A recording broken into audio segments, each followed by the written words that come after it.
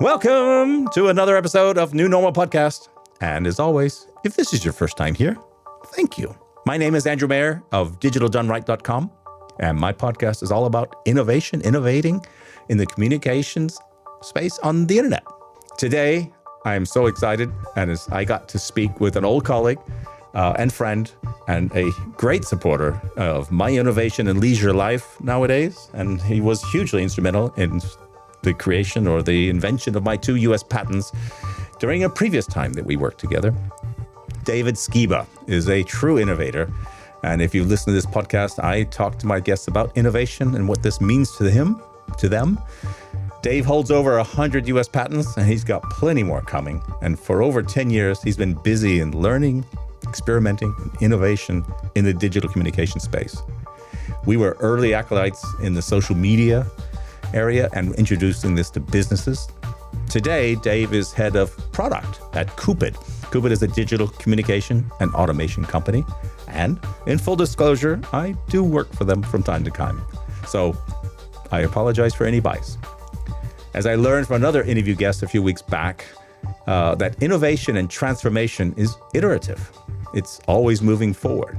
And this is where this conversation goes, and we will certainly come back together at some point and see how wrong or right we were. This is another interview of my Colorado tour of September 2021. And while I do challenge myself to go to my podcast guests on a bicycle there was a heat wave in Colorado, and cycling at near 10,000 feet, where I live close to sea level here normally, and in the heat, was really tough. And I was really cooked after my first interview with Ajay out in Lafayette, and this interview up in the mountains of the Rocky Mountains at near 10,000 feet was really tough. And why do I do this? Well, whatever. This is a great interview. I'm going to cut to the chase here, get to it. Interview with Dave Skiba of Koopid, talking about everything innovation. Enjoy.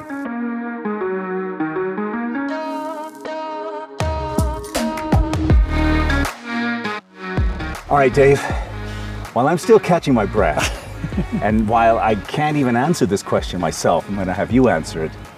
I do know we're on mountain bikes, gravel bikes in the Rocky Mountain, or near the Rocky Mountain National Park. Otherwise, we wouldn't be on bikes. Can you tell me and the listeners here where we are and what are we doing? We are in Grand Lake, Colorado, at about 8,500 feet. Just on the edge, on the west side of Rocky Mountain National Park, and nestled into the Arapahoe National Forest, where we just rode by one lake that's technically a reservoir, Shadow Mountain Lake. We're gonna head over to Grand Lake in a bit, and we're just riding bikes and talking for the weekend.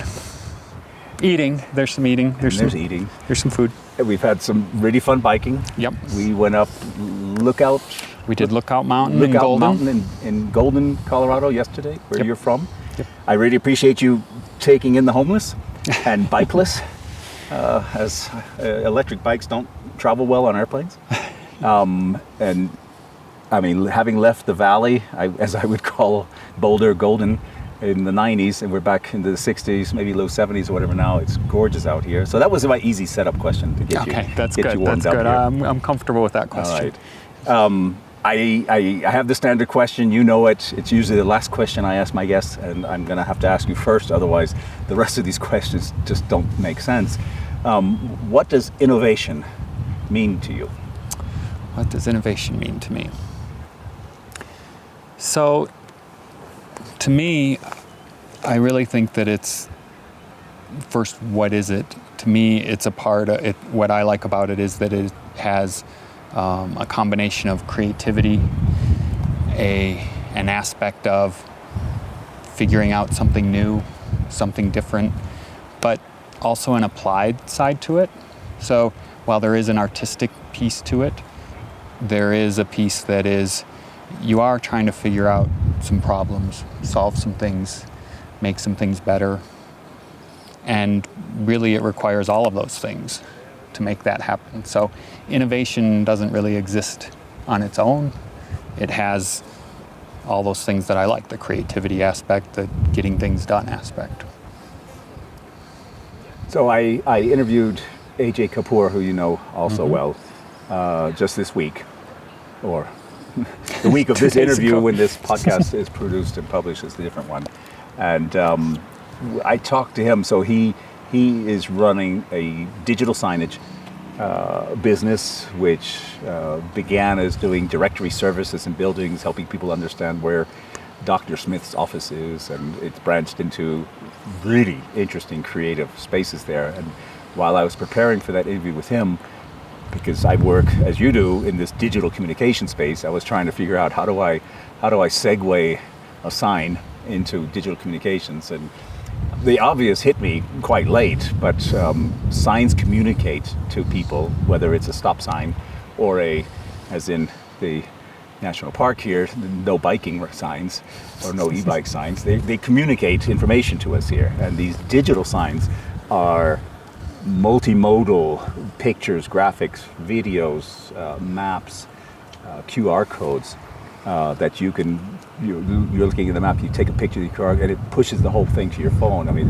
it's a whole communication, but it's nonverbal, right? Nobody's talking. His business is not yet into speaking signs or where you speak into it and things like that, and you're not typing text and stuff like that. I was just wondering, what do you think this relationship between communication and experiences, and you and I, for at least a decade, have been full hog digital in that space. What's the role, or where do you see digital going in this communication experience space?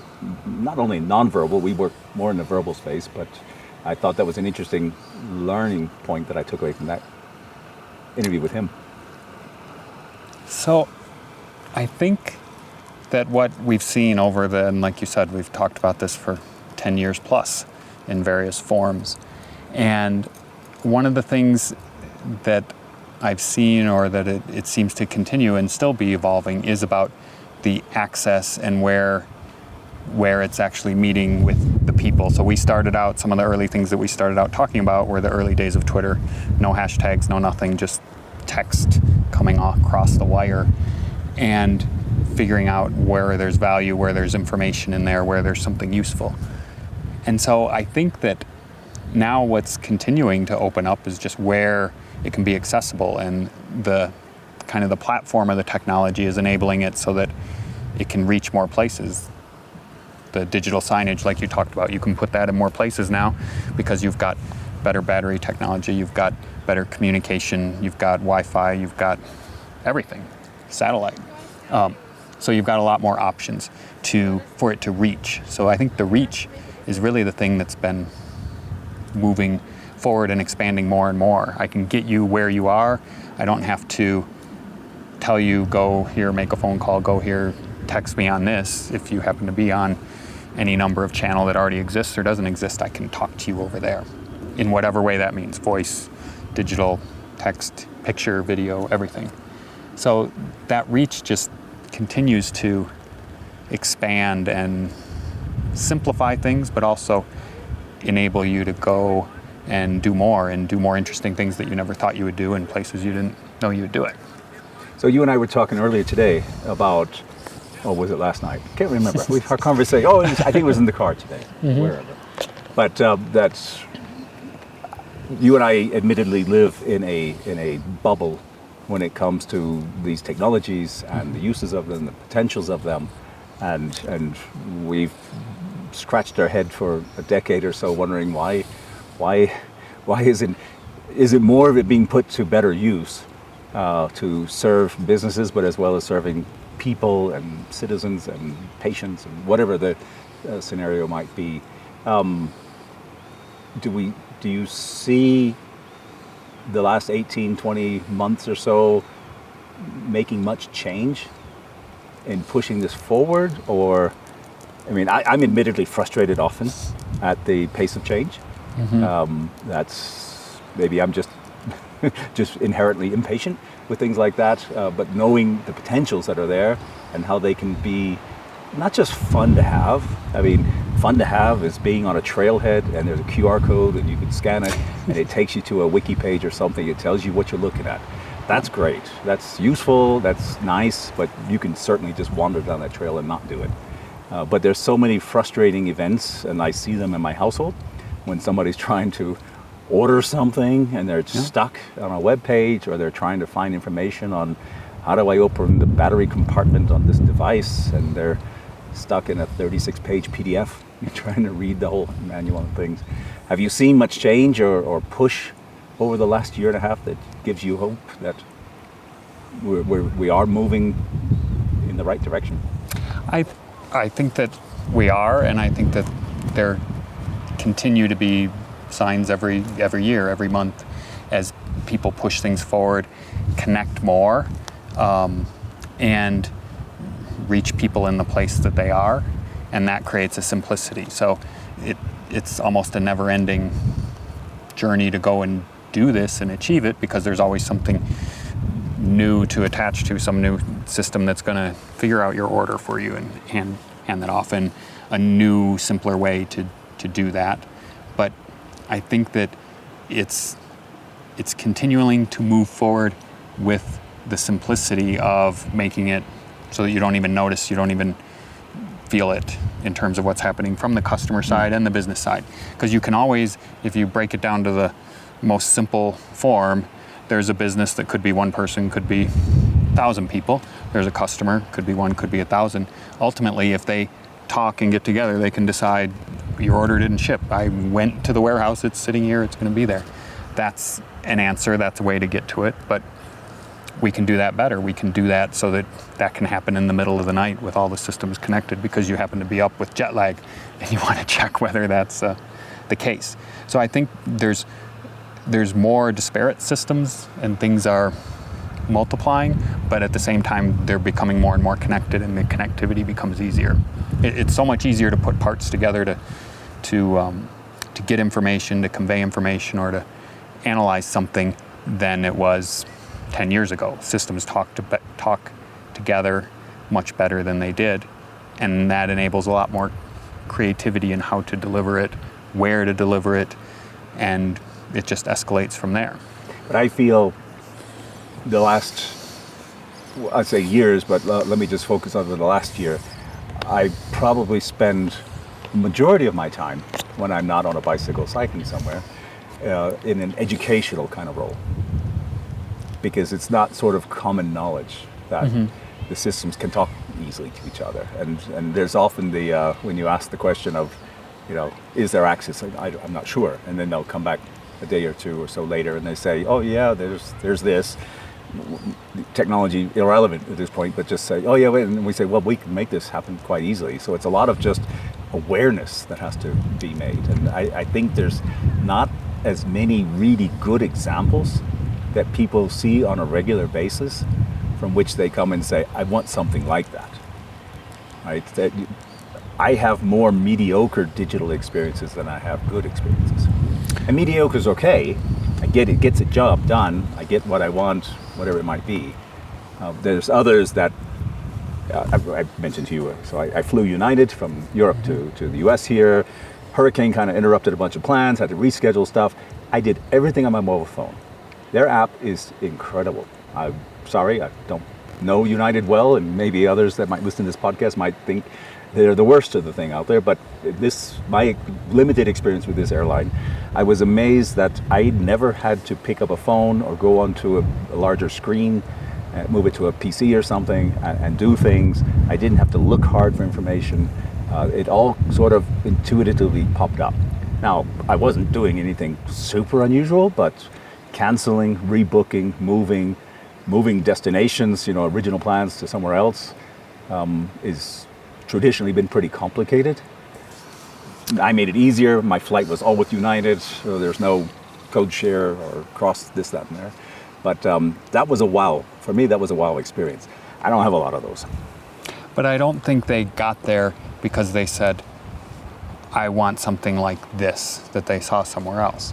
I think they get there because they focused on, I want to make things simpler for Andrew, the customer that's flying over from Europe to the US and is going to have to change his ticket 10 times and needs to constantly know things. It came from thinking about what is needed and then going to figure out how to do it, instead of I want something like, what Lufthansa is doing or whoever else. That's fine. That'll take you to a certain level, but your business is different. Your way that you reach out, your customer base, your everything is different. So focus on your audience and your community and what they need and how they use it. Even if it's in the same industry, airlines are a good example. There's super budget airline that they probably won't even allow you to talk to somebody. But they have a different goal. They have different things that they're achieving. They have a different price point, and so expectations are different. How they reach their customers is different. So I think it's focusing on who's actually going to use it and what are they trying to do with it, instead of just saying, I could make some cool technology that would do something. Maybe it's useful, I don't know. So you give me the segue into let's make some cool technology. As I mentioned in the introduction to the podcast here, you are a serial inventor with, I believe currently, it was yesterday at least, 110 patents issued. Not just pending. Right. Not even going to bother about the pending ones there. So I think a huge majority, or almost all of them, are in the digital space. And so you've been thinking on the edge of the potential and possibilities for a long time. I know you don't like this question, but being innovative during lockdown, the good, the bad, the ugly. How does that work for you? That's a good question, because it is, I think it's all of those things that you said. There's good, there's bad, I personally do miss some of the people side that is the getting together. I just personally can't feel like I can be more creative. I can come up with more ideas, think of more solutions in at least some group kind of setting, not more like this. I would rather get outside, take a walk and think through things, talk through things with some people or a small group. That setting in front of the whiteboard and in a meeting room, then go to lunch, that to me is at least a component that's needed. There's some focus time and some remote time that can help and enhance that and all of that, but that to me has always been the core.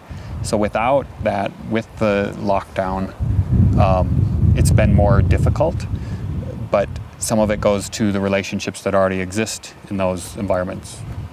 Our discussions for 10 plus years, others that I collaborate with, others at our company that I've known for a long time. So I feel like we're able to get past however long some of these challenging times are going to be.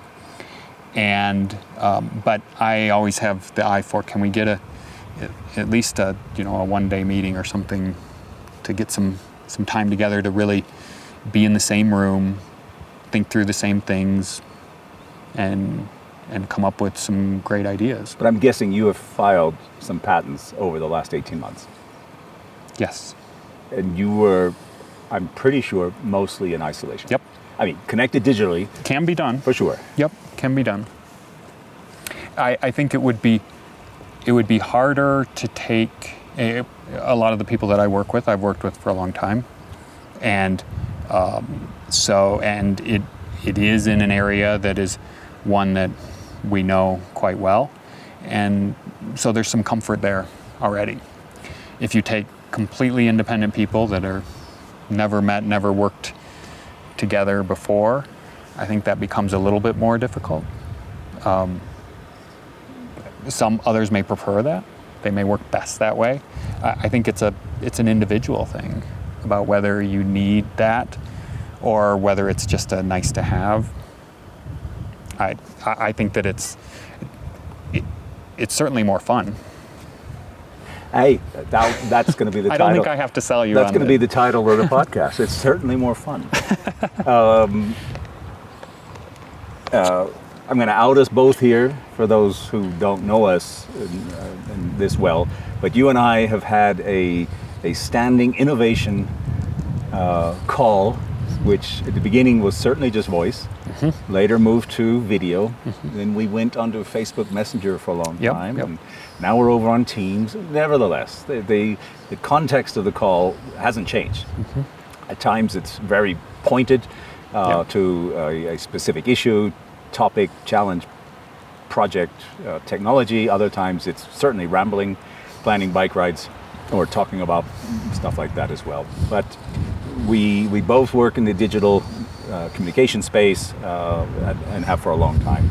We've worked for organizations that want to, send the rocket ship to the moon, make these huge strides forward, and change the way, of which we were both members for a long, long time.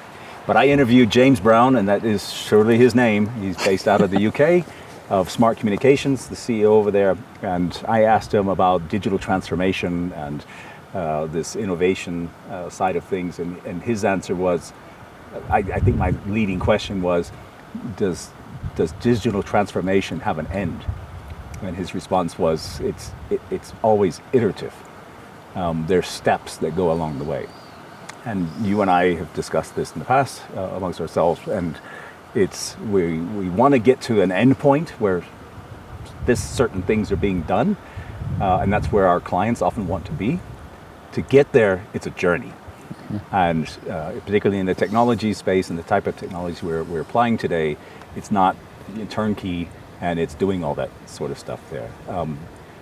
My question is, should we be focused on smaller iterative steps with our clients and along a defined line where we're trying to get to, or should we keep hoping and expecting larger leaps and bounds? I think you only make those larger leaps and bounds in small steps. I fully believe in that. I know that we come from a long history of some sales and projects and the big project thing, the big consulting project, and I got a lot of people and I need to get it signed off on, and we got to know it's deterministic. I'm going to start on January 1, and 2 years later we will have the transformation project done. That's fine. You can do it that way. You'll get a result. But I think that it's much more valuable for everybody to have a more iterative approach to it. I think that you'll get in a better space. I think that it allows room for change, room for growth over time, room for discovery, and for innovation to happen. I think that we're dealing with a lot of different systems and different things that change, people that change, business changes, and so you have to be ready to be flexible, and you have to take it in smaller steps in a general direction. You have a place a goal that you're trying to get to, or an aspiration, but you can't take it all in one big chunk and just get a project plan together that's going to stay fixed for a year to get this thing done. You got to leave room for the unknown, and the unknown can end up being one of the greatest things that you end up implementing and building that you never thought you were going to do. I know that's very hard, especially in the businesses with budgets and times, and to go in and say, all right, we're going to get started with this small thing and we're going to grow into any number of places, and we're going to look at where we are after this first step to maybe decide where we're going to go after that. That's a hard one to sell to anybody that has a yearly budget with quarterly profits and quarterly cycles of things. But I think it's your best path, so find a way for financial innovation to allow this innovation to go forward like that. I like that. You have to leave room for the unknown. Yeah. And we've seen that. And we've Sure. seen that in recent cases as well. You're like, surprise, this actually works a whole lot better than what we originally had in mind. I only have a single last question. Okay. How many feet of climbing is left to get back home today? There's not too much. You know, I've asked this guy, he lives in Colorado. I live in light hills. he lives on the base of the Rocky Mountains, and he says light rolling hills. For me, they're mountains.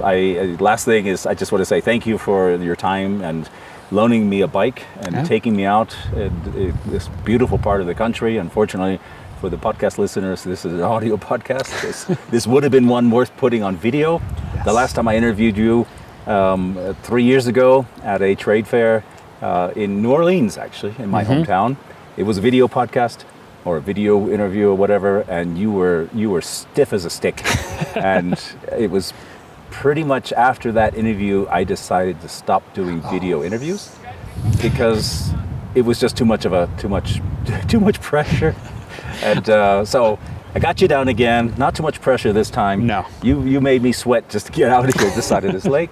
But thank you for your time. Thank you for the weekend. Well, we're in the middle of it still. I look forward to more conversations and our weekly innovation calls going forward. And best of health. Good luck. Thank you. Well, thank you. I've had a great time. Appreciate you coming out here all this way to do this and bike and enjoy the mountain air. So it's been good. And I've enjoyed the last, I'll keep saying 10 plus because I don't know exactly how many years of innovation conversation, and I'll enjoy the next 10. Got it. Thank you.